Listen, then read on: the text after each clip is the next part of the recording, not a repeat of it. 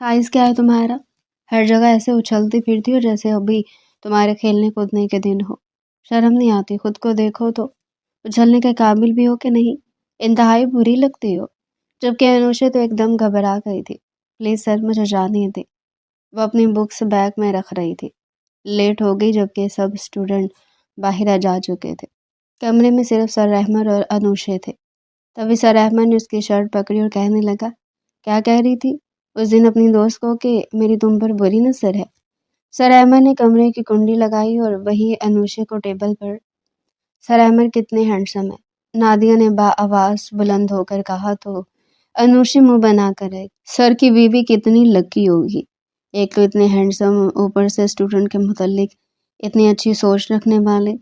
نادی کی بات سن کر انوشے سلگ کر رہ گئی۔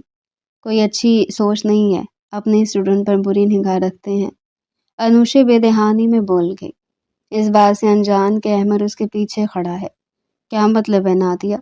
نادیہ نے آنکھیں پھاڑ کر سوال کیا تو انوشے ہوش کی دنیا میں واپس آئی اور نفی میں سری لا کر کینٹین کی طرف چلے گی، جبکہ احمد کو اس پر بہت غصہ آیا کیونکہ کوئی بھی ان کے رشتے کی نوعیت سے واقف نہیں تھا۔ احمد نے سوچ لیا کہ اس لڑکی کو سبق سکھا کر رہے گا۔ نادیہ بچے، آپ انوشے کو کہہ دیجیے گا جاتے وقت اپنی اسائنمنٹ میرے روم سے اٹھا لے گی۔ احمد نے نادیہ کو کہا اور خود اپنے آفس میں آ گیا۔ اسے یقین تھا وہ ضرور آئے گی۔ اکیڈمی ٹائمنگ کے مطابق چھٹی ہو چکی تھی لیکن انوشے نہیں آئی۔ احمد کلاسز چیک کرتے ہوئے انوشے کی کلاس میں آیا تو وہ باقی دوستوں کے ساتھ چیئر پر کھڑی ویڈیو بنانے میں مصروف تھی۔ احمد کو دیکھتی سب بچے بیگ اٹھا کر بھاگ گئے، جبکہ وہ احمد کو وہاں دیکھ کر دنگ رہ گئے۔ سر آپ یہاں؟ بس ہم جانے لگے تھے، وہ اٹک اٹک کر بولتے ہوئے جلدی سے نیچے اتری اور احمد کی طرف دیکھ نہیں پا رہی تھی کیونکہ اس کی خمار آلود نظریں آج بدلی ہوئی تھی جس نے انوشے کو خوفزدہ کر دیا تھا۔ نادیہ کو کیا کہہ رہی تھی تم؟ میں یعنی احمد افندی تم پر بری نگاہ رکھتا ہوں، وہ غصے سے اس کی طرف بڑھتے ہوئے بولا، جبکہ وہ سن ہو کر کھڑی ہوگی۔ وہ اٹکتے ہوئے سوچ میں پڑ گئی کہ اپنا دفاع کیسے کرے، جبکہ دل ہی دل میں اسے صلاحتیں سنا کر رہ گئی کہ انسان ہے کہ جن کہیں بھی نازل ہو جاتا ہے، جو بھی بولو نہ صرف سن لیتا ہے بلکہ آ کے کارروائی تو ایسے کرتا ہے جیسے کوئی پولیس انسپیکٹر ہو اور اسے قتل ہو گیا ہو۔ میں تم سے کچھ پوچھ رہا ہوں، جانتی ہوں نا تمہاری غلطی پر میں تمہیں کون کون سی سزائیں دے سکتا ہوں؟ وہ معنی خیز انداز میں کہتا ہوا اس کو اور اپنے درمیان کا فاصلہ سمیٹتے ہوئے اسے دیکھنے لگا جس کی پٹر پٹر بولتی ہوئی زبان کو بریک لگ چکی تھی۔ کون سی سزا؟ وہ یکدم سنبھلتے ہوئے بولی۔ احمد اس کی آنکھوں میں آنکھیں ڈالے اسے دیکھنے میں مصروف تھا، جبکہ وہ اس کی نظروں سے پزل ہو کر سر جھکائے انگلیاں مروڑنے لگی۔ وہ باہر سے آتی روشنی کی طرف متوجہ ہوا اور انوشے کا ڈر محسوس کرتے ہوئے دروازے کو کنڈی لگائی، جبکہ انوشے پھرتی دکھاتے ہوئے بیگ کی طرف آئی۔ بک سے سمیٹی جانے لگی تھی جب احمد نے اس کا دوپٹہ پکڑتے ہوئے قمیض سے کھینچ کر اسے اپنے قریب کیا۔ کیا کہہ رہی تھی کہ سرومیر تمہیں بہت پسند ہے، تمہارے آئیڈیل ہے؟ وہ پوزیسو ہو کر اسے گھور رہا تھا، جبکہ وہ حیران ہوئی۔ یہ بات تو اس نے صرف نادیہ کو بتائی تھی، اسے کیسے پتا؟ بولو نمبر بھی ہے نا اس کا تمہارے پاس؟ احمد نے اسے اپنے قریب کرتے ہوئے کہا، جبکہ وہ اس کی قربت میں بے ہوش ہوتے ہوتے بچی تھی۔ اس کے اتنا قریب کھڑا تھا کہ انوشے آسانی سے اس کے دل کی دھڑکن محسوس کر سکتی تھی۔ کل سے سر عمیر تم لوگوں کو پڑھانے نہیں آئیں گے۔ احمد نے آگے بڑھ کر اس کے کان میں سرگوشی کی۔ وہ آنکھیں پھاڑ کے اس انسان کو دیکھنے لگی جو دن بدن اس کے معاملے میں پوزیسو ہوتا جا رہا تھا۔ اسے غور سے بات سنتا دیکھ احمد کو اس پر بہت پیار آیا۔ وہ آگے بڑھا اور پہلی بار اپنے جائز حق کو استعمال کرتے ہوئے اس کے سر پر بوسہ دیا۔ انوشے کام کر رہ گئی۔ ابھی ان کا نکاح کو تھوڑا عرصہ ہوا تھا۔ وہ احمد کو آج تک ٹیچر کے روپ میں دیکھتی آئی تھی۔ اس کے بدلے ہوئے رویے نے انوشے کو حیران کر دیا تھا، جبکہ اس کے وجود میں بہکتے ہوئے خود کو کھو بیٹھا تھا۔ وہ بھول گیا تھا کہ وہ اس وقت اکیڈمی میں موجود ہے اور یہاں کوئی بھی آ سکتا ہے۔ احمد نے انوشے کو راضی دیکھا تو فوراً سے اس کے کمر میں بازو حمائل کرتے ہوئے اسے سینے میں بینچ لیا۔ وہ کسی بے جان گڑیا کی طرح اس کے مضبوط باہوں کے حصار میں قید ہو کر رہ گئی تھی۔ چھوڑے مجھے۔ انوشا احمر کی سختی کی وجہ سے سانس نہیں لے پا رہی تھی، فوراً سے بولی، مگر مقابل سمت کھڑے شخص کو ذرا برابر احساس نہیں ہوا۔ انوشا نے گھبرا کر احمر کے ہاتھ پر دانت گاڑ دیے۔ درد کی شدت نے اسے ہوش میں لا پٹخا تھا۔ وہ خونخوار نظروں سے اسے گھورنے لگا۔ مجھے گھر جانا ہے، وہ روتے ہوئے بولی تو احمر کو احساس ہوا اس نے بڑی غلطی کر دی ہے۔ وہ لوگ 6 بجے گھر پہنچ جاتے تھے جبکہ اب 6:30 ہو چکے تھے۔ اس کے موبائل پر کالز آنے لگی۔ رکو، وہ کالز اگنور کرتے ہوئے بولا اور فوراً سے جیب میں ہاتھ ڈال کر حق مہر کے پیسے نکالے۔ یہ لو، حق مہر کے پیسے ہیں، اور گھر تو ویسے بھی تمہارے نام ہو چکا ہے، وہ مصروف سے لہجے میں کہتے ہوئے باہر چلا گیا، جبکہ وہ حیران ہوئی۔ افندی ولا اس کا نام تھا اور اسے پتہ بھی نہیں۔ اس نے جلدی سے پیسے گنے، پورے 50,000 تھے۔ وہ گھبرا کر پارکنگ میں آئی جہاں احمر فون پر کسی سے بات کرنے میں مصروف تھا۔ یہ پیسے آپ اپنے پاس رکھے؟ امی نے پوچھا تو میں کیا جواب دوں گی؟ وہ رونی شکل بنا کر بولی تو احمر مسکرا کر رہ گیا۔ پاگل، ایسی باتیں ماؤں کو نہیں بتاتے۔ وہ پوچھے تو کہہ دینا میں نے خرچ کے لیے دیے ہیں، احمد نے اسے سمجھاتے ہوئے کہا تو وہ نفی میں سر ہلا گئی۔ مجھے نہیں چاہیے، وہ روتے ہوئے بولی تو احمد کو بات کی سنگینی سمجھ آئی۔ وہ محض 17 برس کی تھی، شاید حق مہر کے ان پیسوں کے مقصد سے بھی انجان۔ اچھا ٹھیک ہے، میں اپنے پاس رکھ لیتا ہوں، جب ضرورت ہو تو مجھ سے لے لینا، احمد نے اسے چپ کروانے کے لیے بولا تو وہ خاموش ہو گئی۔ انوشا کے دل کی دھڑکن 120 کی رفتار سے چل رہی تھی۔ پہلی بار وہ احمد سے خوف محسوس کر رہی تھی، جبکہ احمد بار بار اسے محبت پاش نظروں سے دیکھ رہا تھا۔ وہ چاہ کر بھی اس سے دور نہیں رہ پا رہا تھا، حالانکہ اس کی کم عمری کی وجہ سے وہ اس سے فاصلہ بنا کر رکھنا چاہتا تھا، مگر وہ جب بھی سامنے آتی احمد کو ہر چیز بھول جاتی۔ یاد رکھنا تو بس اتنا کہ وہ اس کی جائز بیوی ہے، اور آج اسے حق مہر دے کر وہ خود کو ہلکا پھلکا محسوس کر رہا تھا، جیسے ساری دنیا فتح کر لیا ہو۔ بلا بلا وجہ مسکراتے ہوئے گنگنا رہا تھا، جبکہ انوشا کا بس نہیں چل رہا تھا کہ گاڑی سے چھلانگ لگا دے۔ کل ٹیسٹ ہے، اچھے سے تیار کر کے آنا، سمجھ نہ آئے تو مجھ سے پوچھ لینا، احمد نے زیر لب مسکراتے ہوئے کہا تو وہ مسکرا بھی نہ سکی۔ ویسے اگر تم چاہو تو میں تمہیں بتا سکتا ہوں کہ کل کے ٹیسٹ میں کون سے سوال آنے والے ہیں، احمد نے اسے آزمانے کے لیے بولا تو وہ گھبرا گئی۔ نہیں، میں تیاری کر لوں گی، وہ جلدی سے بول کر گاڑی سے اتری اور بنا کسی کو سلام کیے اپنے کمرے میں آ گئی، جبکہ احمد نے سوچ لیا کہ وہ صبح کلاس میں اس کو سبق سکھائے گا۔ 2 مہینے پہلے جلال افندی کی آخری خواہش پوری کرتے ہوئے انوشا اور احمد کو نکاح کے بندھن میں باندھ دیا گیا تھا، جبکہ وہ دونوں اس نکاح سے خوش نہیں تھے۔ احمد 33 برس کا ہو چکا تھا، جبکہ انوشا حال ہی میں 17 برس کی ہوئی تھی۔ احمد ایک کامیاب اکیڈمی چلا رہا تھا۔ وہ صبح یونیورسٹی جاتا جہاں وہ بطور پروفیسر بچوں کو پڑھاتا تھا۔ اس یونیورسٹی میں اس کے 50% شیئرز تھے۔ یوں وہ 2 ایسے ادارے چلا رہا تھا جہاں ہر طرف اسٹوڈنٹ کی بھرمار تھی۔ اس نے آج تک کسی کو نہیں بتایا تھا کہ اس کا نکاح ہو چکا ہے، کیونکہ انوشا بہت چھوٹی تھی اور وہ ابھی اس لائق نہیں تھی کہ اس رشتے کی اہمیت سمجھ پاتی۔ یونیورسٹی میں احمد کو کئی میرج پرپوزل مل چکے تھے، مگر اس نے یہ فیصلہ اپنے گھر والوں پر چھوڑ رکھا تھا۔ 2 مہینے پہلے وہ اپنی ماں کی منتیں کر کر کے تھک چکی تھی کہ اسے یہ نکاح نہیں کرنا، کیونکہ وہ اسے عمر میں بہت بڑا تھا اور ہر وقت اس کی شکایتیں گھر لگا تھا، اور بلا وجہ کی روک ٹوک سے وہ تنگ آ چکی تھی۔ اس کے بابا اس کے پیدا ہوتے ہی انتقال کر گئے، جبکہ اس کی امی ابو بیمار رہتے تھے، اور ان کی بیماری کی وجہ سے یہ شادی اتنی جلدی ہونا قرار پائی تھی۔ ماما پلیز، مجھے نہیں کرنی احمد بھائی سے شادی، آپ کو پتہ ہے وہ کتنی روک ٹوک کرتے ہیں، ان کی موجودگی میں مجھے زندگی قید لگتی ہے، انوشا نے ماں کی گود میں سر رکھتے ہوئے کہا تو مریم بیگم سر جھٹک کر رہ گئی۔ اسے اس رشتے کے فائدے نظر نہیں آ رہے تھے، کم از کم شادی کے بعد اسے کسی دوسرے کے گھر نہیں جانا تھا۔ ساس بھی ایسی جو ماں سے بڑھ کر پیار کرتی تھی، اور تایا تو اس پر جان چھڑکتے تھے۔ انوشا، تم بچی نہیں ہو، یہ گھر کے بڑوں کا فیصلہ ہے۔ مریم بیگم نے بیٹی کو دادا کا نام لے کر ڈرانا چاہا، مگر وہ کہاں باز آنے والی تھی۔ میرے لیے بڑوں کا نہیں، آپ کا فیصلہ معنی رکھتا ہے۔ انوشا نے اٹھ کر ماں کا چہرہ ہاتھوں کے پیالے میں لیتے ہوئے کہا تو مریم بیگم مسکرا دی۔ میں چاہتی ہوں کہ تمہاری شادی احمد سے ہی ہو۔ تمہارے باپ کا سایہ تو تمہارے سر پر ہے نہیں، کل کو کون تمہارا خیال رکھے گا؟ اور میں بھی تو بیمار رہتی ہوں، اس لیے میں چاہتی ہوں کہ تمہیں مرنے سے پہلے مضبوط ہو، ہاتھوں میں سونپ دو۔ مریم بیگم نے منت کرتے ہوئے سمجھایا۔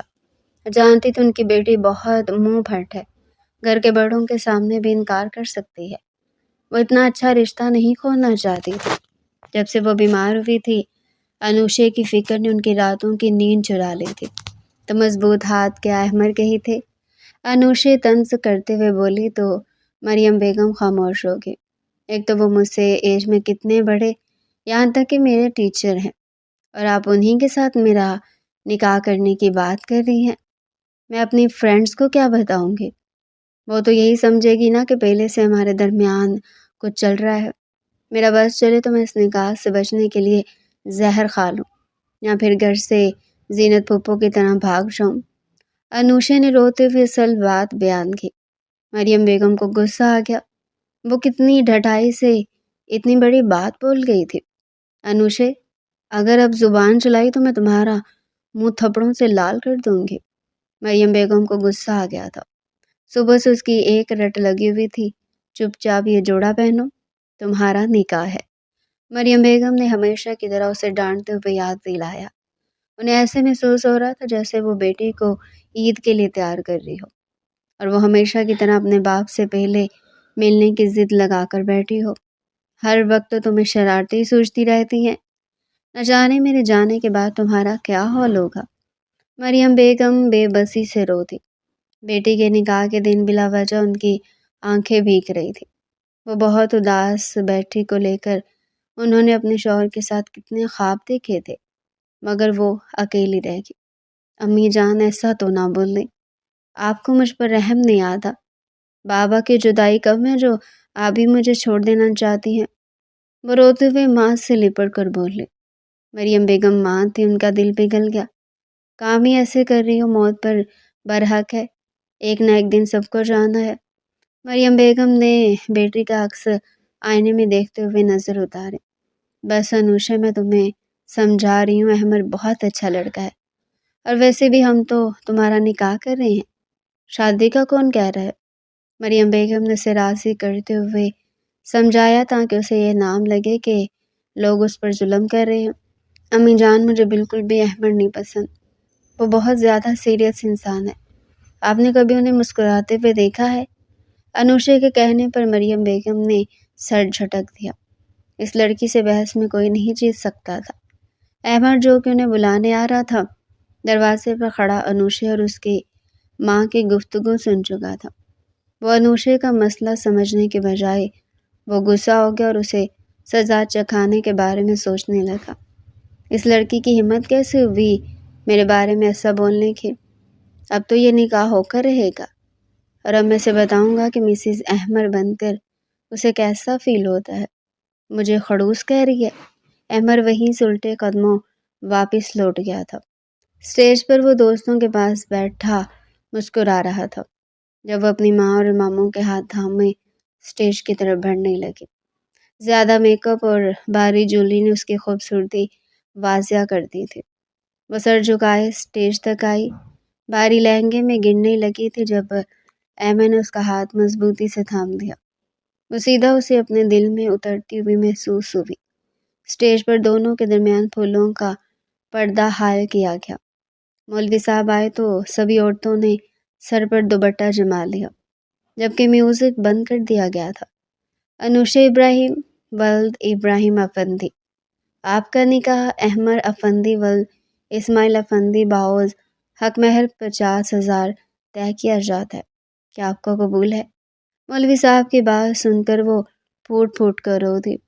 اس موقع پر اسے اپنے بابا بہت یاد آ رہے تھے۔ اسے اتنا روتا دیکھ اسماعیل افندی آگے بڑھے اور اس کے پاس جگہ بناتے ہوئے بیٹھ گئے۔ بابا جیسے چچا کے حوصلہ دینے پر وہ قبول ہے بولنے میں کامیاب ہوئے، ورنہ شاید وہ روتی رہ جاتی۔ نکاح ہوا تو دونوں کو ایک ساتھ بٹھا دیا گیا۔ فوٹوگرافر تصویریں لینے میں مصروف تھا۔ احمد نے آہستگی سے انوشے کے کان میں سرگوشی کی تھی۔ تو کیسا لگا تمہیں میری وائف بن کر، میری پیاری اسٹوڈنٹ؟ وہ جان بوجھ کر چھیڑتے ہوئے بولا، کیونکہ اب وہ نہ صرف اس پر گھر میں حکم چلانے والا تھا بلکہ اکیڈمی میں بھی وہ اس پر حق چلانے والا تھا۔ انوشے نے چبھتی ہوئی نگاہوں سے احمد کو دیکھا۔ بہت ہی برا لگ رہا ہے، دل تو کر رہا ہے آپ کا قتل کر دوں سر جی، وہ بغیر کسی کا لحاظ کیے بنا بھرے مجمع میں بولی تھی۔ یہ بات سن کر تو احمد دانت پیس کر رہ گیا تھا۔ ابھی تو ان کا نکاح ہوا تھا اور اس لڑکی میں رتی برابر بھی لحاظ نہیں تھا۔ انوشے کی ماں دور کھڑی اسے گھور رہی تھی، لیکن پھر سب نے اسے بچی کہہ کر اس کی بات کو ٹال دیا تھا۔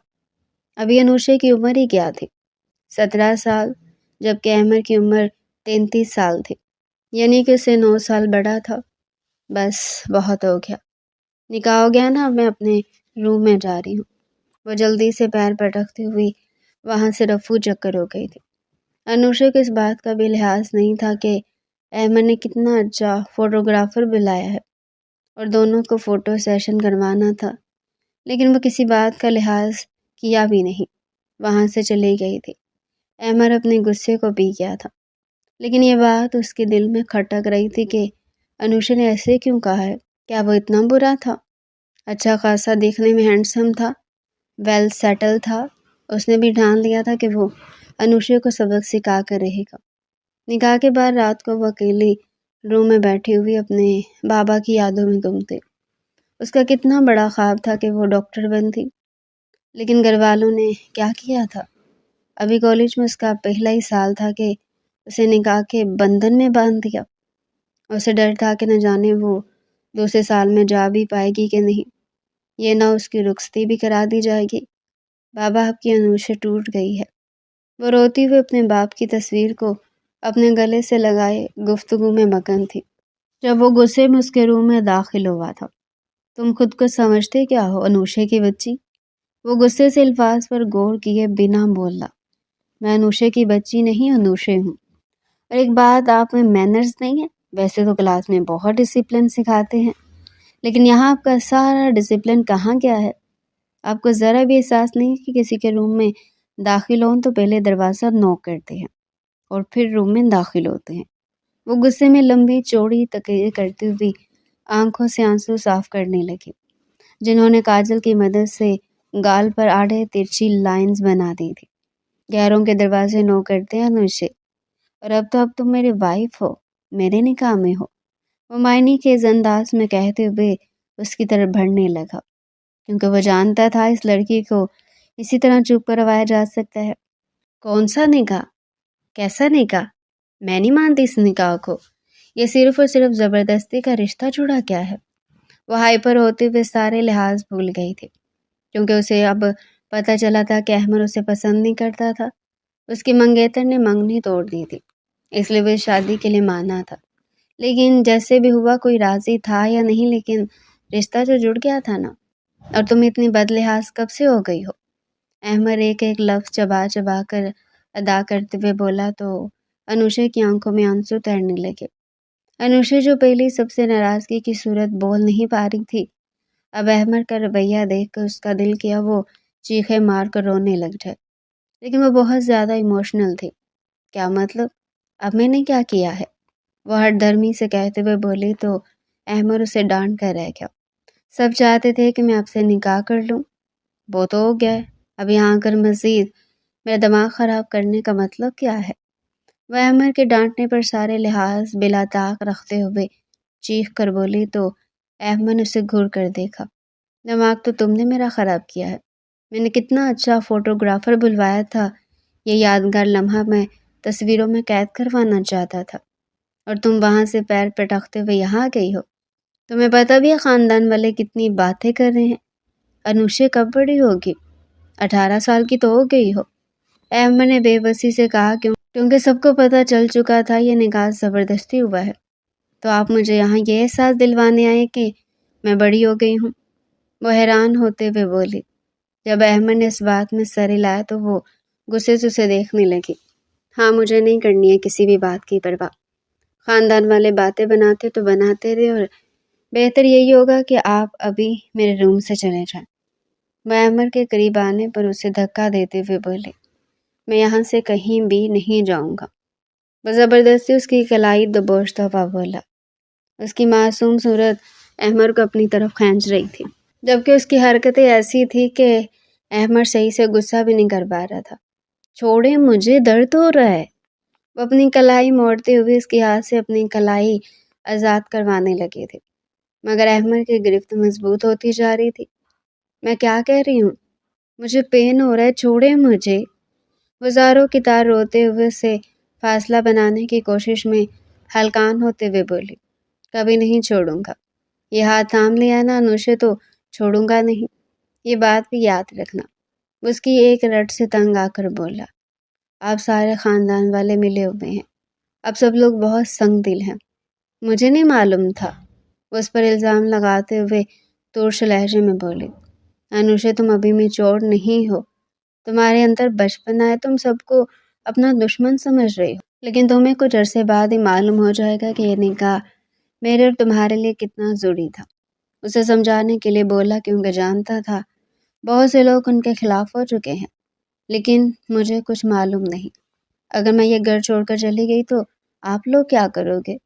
وہ دھمکی دیتے ہوئے بولی کیونکہ وہ ایسا کرنے کا سوچ چکی تھی۔ کدھر جاؤ گی؟ یہ گھر چھوڑ کے؟ ایمن اس کی بات سن کر گھبرا کر پوچھا، تاکہ وہ کبھی بے وقوفی میں قدم اٹھائے بھی صحیح تو احمد کو معلوم ہو، جدھر میرا دل کیا میں ادھر جاؤں گی۔ یہ کہتے ہوئے وہ پیچھے ہٹنے لگی، کیونکہ باتوں ہی باتوں میں احمد اس کے بہت قریب آ گیا تھا۔ اچھا تو تم مجھے اس گھر سے باہر قدم رکھ کے دکھاؤ، میں نے تمہاری ٹانگیں نہ توڑ دی تو پھر کہنا۔ اسے بیڈ پہ پٹکتا ہوا غصے میں روم سے باہر چلا گیا تھا۔ اس کے جانے کے بعد انوشے پھوٹ پھوٹ کے روئی تھی، خڑوس کہیں کا۔ میں جلد از جلد تم جیسے ذلیل انسان سے پیچھا چھڑوا لوں گی۔ ایک بار پھر وہ اپنی بے بسی پہ پھوٹ پھوٹ کر رو دی تھی، کیونکہ وہ احمد کے جس رویے سے ڈر رہی تھی اس کے ساتھ وہی رویہ اپنا رہا تھا۔ صبح انوشے ناشتہ کیے بنا ہی غصے سے باہر کھڑی ڈرائیور کا ویٹ کر رہی تھی، جب اس کے سامنے احمد کی گاڑی رکی تھی۔ ہمیشہ کی طرح دونوں ساتھ کالج جایا کرتے تھے۔ مجھے آپ کے ساتھ نہیں جانا، میں ڈرائیور کے ساتھ چلی جاؤں گی، انوشے خفکی سے بولتے ہوئے رخ پھیر گئی۔ کیوں تماشا لگا رہی ہو؟ وہ غصے میں گاڑی سے باہر نکلتا ہوا بولا، تو آپ تماشا لگوا کیوں رہے ہیں؟ میں نے کب بولا کہ آپ مجھے کالج لے جائیں یا میرے فیور میں بولے؟ وہ احسان فراموشی سے کہتے ہوئے اسے فاصلہ بنا گئی۔ چپ چاپ گاڑی میں بیٹھو، وہ گاڑی کا دروازہ کھولتے ہوئے بولا۔ انوشے نے غصے سے دروازہ بند کر دیا۔ اگلے پل احمد نے اس کی زبردستی کلائی تھامی اور گاڑی کو دروازہ کھول کر اندر پٹک دیا تھا، اور اگلی فرصت میں گاڑی کی ڈرائیونگ سیٹ سنبھال لی تھی۔ اتارو مجھے نیچے، مجھے نہیں پتا، اتارو مجھے۔ وہ بچوں کی طرح ہاتھ پاؤں مارتے ہوئے بدتمیزی سے بولی، اپنی بکواس بند کرو۔ وہ ڈرائیو کرتے ہوئے غصے میں دہاڑا تھا، اگر اب مزید زبان چلائی تو چلتی گاڑی سے تمہیں نیچے پھینک دوں گا، بے وقوف عورت نہ ہو تو۔ احمد نے غصے سے اس کی طرف دیکھتے ہوئے کہا، جو آنسو تو ایسے بہا رہی تھی جیسے احمد بلا وجہ ڈانٹ رہا ہو۔ احمد کے غصہ کرنے پر دوسری طرف خاموشی چھا گئی۔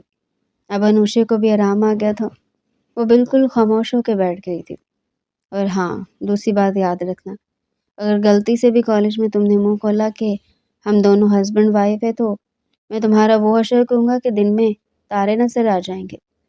مجھے وارننگ دیتے ہوئے بولا، آپ کی غلام نہیں ہوں میں جو آپ کی باتوں پر عمل کرتی پھروں۔ اگر زیادہ مسئلے تو مجھے کالج ساتھ مت لے جایا کرے۔ وہ بدتمیزی سے بولی۔ احمد لب بھینچ کر رہ گیا، کیونکہ وہ لوگ کالج پہنچ چکے تھے اور احمد کوئی بدمزگی نہیں چاہتا تھا۔ وہ جیسے ہی کالج میں داخل ہوئی، بہت سی لڑکیوں نے حیران ہو کر اس کی طرف دیکھا تھا۔ سب سے آگے نادیہ تھی۔ انوشے کو دیکھتی وہ مسکراتے ہوئے آگے آئی اور انوشے کے گلے لگی۔ کل تمہاری چھٹی تھی اور سر عمیر نے تمہارا پوچھا تھا۔ نادیہ نے بڑے رازدارانہ انداز میں بات کی، تو انوشے نے حیران ہو کر اسے دیکھا، پھر سر جھٹک دیا۔ ویسے تم سر احمد کے ساتھ آئی ہو؟ نادیہ نے حیران ہو کر پوچھا، کیونکہ وہ جس گاڑی سے نکل کر آئی تھی احمد بھی اسی میں سے نکل کر کالج کے اسٹاف روم کی طرف بڑھ گیا تھا۔ ہاں، یہ میرے چچا زاد ہیں، انوشے مختصر جواب دیتے ہوئے وہاں سے چلی گئی۔ نادیہ پھر اس کے ساتھ کلاس روم میں آ گئی، جبکہ نمرا کے نہ آنے کی وجہ سے انوشے بہت پریشان تھی۔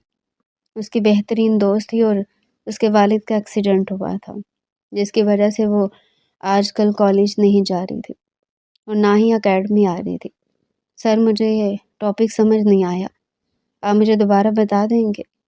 انوشے نے سر عمیر سے کہا، جو لیکچر دے کے کلاس سے جانے لگے تھے، مگر انوشے کے بلانے پر اس کی طرف متوجہ ہو گئے۔ ٹھیک ہے، پھر آپ ایسا کریں، میرے آفس میں آ جائیں، ویسے بھی میرا یہ لیکچر فری تھا۔ سر عمیر نے مسکراتے ہوئے کہا تو انوشے ان کے پیچھے پیچھے چلنے لگی۔ دور سے عمر کی آنکھوں نے یہ منظر چبھتی ہوئی نگاہوں سے دیکھا تھا، کیونکہ وہ سر عمیر کو پسند نہیں کرتا تھا۔ وجہ تھی بچیوں سے بلا وجہ بے تکلف ہونا۔ آپ چائے پئیں گی یا جوس وغیرہ لیں گی؟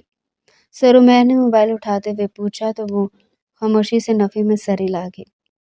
لیکچر لیتے ہی وہ جیسے باہر نکلی، سامنے سے احمد آتا ہوا دکھائی دیا، جسے وہ نظر انداز کر کے اپنی کلاس میں آ گئی۔ حالانکہ احمد نے اسے پکارا بھی تھا، مگر وہ اسے ایسے نظریں چرا رہی تھی جیسے اس نے کچھ غلط کیا ہو۔ احمد سر جھٹک کر رہ گیا اور سر عمیر کو سمجھانے کے لیے اس کے آفس میں آ گیا، جبکہ انوشے کلاس میں آ گئی، جہاں لڑکیاں عجیب سی نظروں سے اسے دیکھ رہی تھی۔ ہم نے سنا کہ تمہارا نکاح ہو گیا ہے، ایک لڑکی شبنم آگے بڑھی تو انوشے نے حیران ہو کر اسے دیکھا، کیونکہ اس نے نمرا کے علاوہ کسی کو بھی نہیں بتایا تھا کہ اس کا نکاح ہے، مگر کلاس میں سب کو پتہ چل چکا تھا۔ اتنا پریشان کیوں ہو رہی ہو؟ ہمیں تو میم رابعہ نے بتایا ہے۔ جب شبنم نے دوبارہ کہا تو انوشے روتے ہوئے کلاس روم سے نکل گئی۔ اسے کسی چیز کا ہوش نہیں تھا، وہ کسی کو بھی نہیں بتانا چاہتی تھی، مگر اب سب کو پتہ چل چکا تھا۔ اسے یقین تھا کہ لڑکیاں اس کے بارے میں بہت بری باتیں بنائیں گی۔ اس نے کلرک سے گھر کال کروائی اور ڈرائیور منگوا لیا۔ بنا آخری لیکچر اٹینڈ کیے وہ گھر آ چکی تھی۔ مریم بیگم نے اسے گھر دیکھا تو پریشانی سے اس کی طرف بڑھی۔ انوشے، کیا ہوا ہے بچے؟ سب ٹھیک تو ہیں؟ مگر وہ روتے ہوئے بغیر کچھ بولے ماں سے لپٹ گئی۔ اسے کچھ سمجھ نہیں آ رہی تھی کہ یہ سب کیا ہو رہا ہے۔ وہ جس چیز کو چھپانا چاہتی تھی اسی کا ہی سب کو معلوم پڑ گیا تھا۔ اس پر مریم بیگم کافی دیر بیٹی کو سمجھاتی رہی، کیونکہ ایسی باتیں چھپانے پر بھی نہیں چھپتی ہیں، مگر وہ روتی رہی۔ ایسے ہی روتے دھوتے 2 مہینے گزر گئے اور آج تو حد ہی ہو گئی تھی۔ وہ اپنے کمرے میں اوندے منہ لیٹی رونے میں مصروف تھی جب مریم بیگم وہیں آ گئی۔ کیا بات ہے بیٹا، تمہاری طبیعت تو ٹھیک ہے؟ آج تم دونوں کافی لیٹ بھی ہو گئے۔ مریم بیگم کی پریشانی سے پوچھنے پر وہ اٹھ کر بیٹھ گئی۔ مجھے یہاں نہیں رہنا، مجھے ماموں کے گھر بھیج دے۔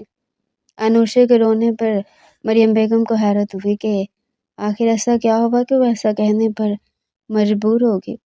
حالانکہ ملکوں کی حویلی میں اسے کوئی دلچسپی نہیں تھی، بلکہ وہ تو وہاں جانا بھی پسند نہیں کرتی تھی۔ بیٹا، تم پریشان کیوں ہو؟ مریم بیگم نے پریشانی سے بیٹی کے ہاتھ ملتے ہوئے کہا، جو بے سود ہو کر بیڈ پر لیٹی ہوئی تھی۔ احمد کا حق جتانا اسے برا نہیں لگا تھا، مگر اسے عجیب لگ رہا تھا، وہ اس احساس کو سمجھ نہیں پا رہی تھی۔ احمد نے کچھ بولا ہے کیا؟ مریم بیگم نے جھجکتے ہوئے سوال کیا، کیونکہ وہ مسلسل رونے میں مصروف تھی۔ نہیں، بس ٹیسٹ نہیں آتا تھا، انوشے نے روتے ہوئے کہا تو مریم بیگم نے سر پیٹ لیا۔ وہ ڈر گئی تھی کہیں ان دونوں میں پھر کوئی لڑائی تو نہیں ہوگی۔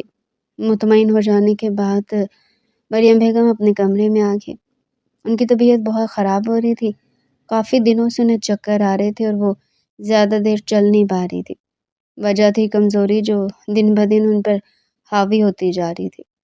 انہوں نے ڈاکٹر سے چیک کروایا تھا، مگر پھر بھی بیماری کا پتہ نہیں چل رہا تھا۔ ابھی اس وقت میرے کمرے میں آؤ۔ احمد کے میسج کرنے پر انوشے نے غصے سے موبائل اسکرین کو گھورا، جہاں میسج پوری آب و تاب کے ساتھ چمک رہا تھا۔ اس نے جلدی سے ڈیٹا آف کر دیا اور موبائل ایک طرف رکھ دیا۔ تبھی اس کے موبائل پر کال آنے لگی۔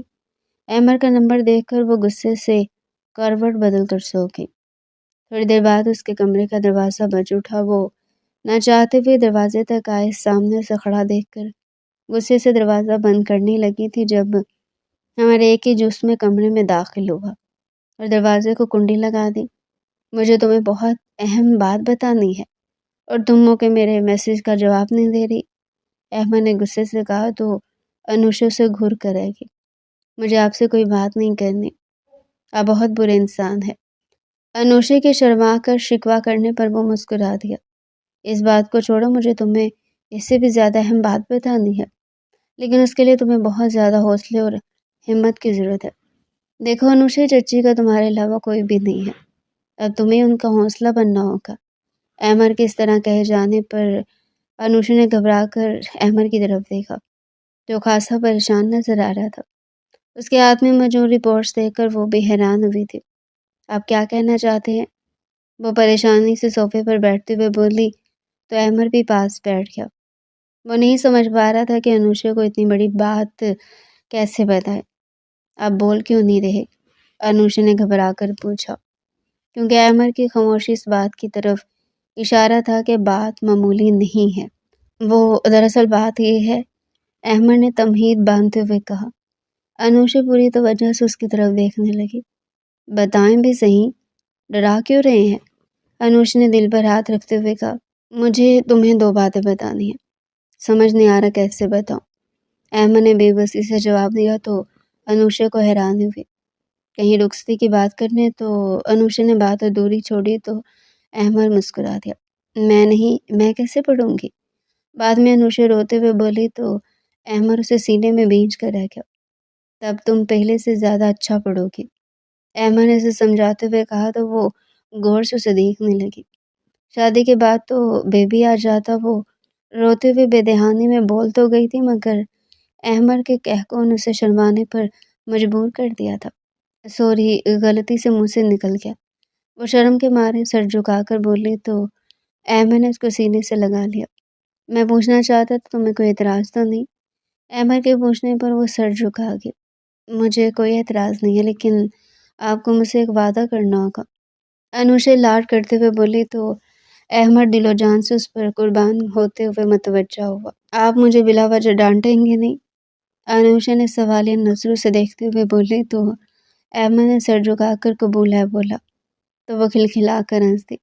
اور مجھ پر روک ٹوک نہیں کریں، میں جو بولوں گی کیا مانیں گے؟ اور وہ احمد کو بولنے سے روکتے ہوئے اس کے منہ پر ہاتھ رکھے، جبکہ اس کی اس حرکت پر وہ مسکرایا۔ میں جو بولوں گی مجھے آئس کریم کھلانے کے لیے لے کر چلیں گے، وہ حتمی فیصلہ کرتے ہوئے بولی تو احمد نے آگے بڑھ کر اسے اپنے سینے میں بھینچتے ہوئے اس کے گالوں کو دسترس میں لیا۔ وہ شرما کر رہ گئی۔ کافی دیر وہ مستقبل کی منصوبہ بندی کرتے رہے، یہاں تک کہ رات کے 10 بج گئے۔ سو جاؤ، صبح کالج بھی جانا ہے، احمد نے وقت دیکھتے ہوئے کہا تو وہ نفی میں سر ہلاتے ہوئے اس کے سینے پر سر رکھی۔ آپ نے مجھے ان رپورٹس کے بارے میں تو بتایا ہی نہیں، کس کی ہیں؟ یکدم یاد آنے پر وہ بے چین ہو کر اٹھی تو احمد کے چہرے پر تاریکی چھا گئی۔ دراصل چچی کو کینسر ہے اور وہ چاہتی ہیں کہ جلد از جلد شادی ہو جائے تاکہ وہ اپنی اکلوتی بیٹی کی خوشیاں دیکھ سکے۔ احمد کے کہنے پر وہ سن ہو گئی، جیسے اسرائیل نے اس کی روح قبض کر لی ہو۔ یہ آپ کیا کہہ رہے ہیں؟ ایسا کیسے ہو سکتا ہے؟ وہ روتے ہوئے بولی تو احمد کو پہلی بار محسوس ہوا کہ وہ اپنی ماں سے کتنی محبت کرتی ہے۔ آج ہی رپورٹس ملی ہیں، اسے سنبھالتے ہوئے بولا، جو زاروں کے دار رونے میں مصروف تھی۔ تم تو حوصلہ رکھو، تم نے چچی کو بھی سنبھالنا ہے، احمد نے اس کے بال سہلاتے ہوئے کہا، جو روتے ہوئے سے لپٹ گئی تھی۔ ماں کے بعد وہ واحد شخص تھا جو اس کے دل میں اتنی رسائی حاصل کر گیا کہ وہ اسے اپنا ہر دکھ سکھ شیئر کر سکتی تھی۔ احمد کافی دیر اسے سمجھاتا رہا، وہ بس روئے جا رہی تھی۔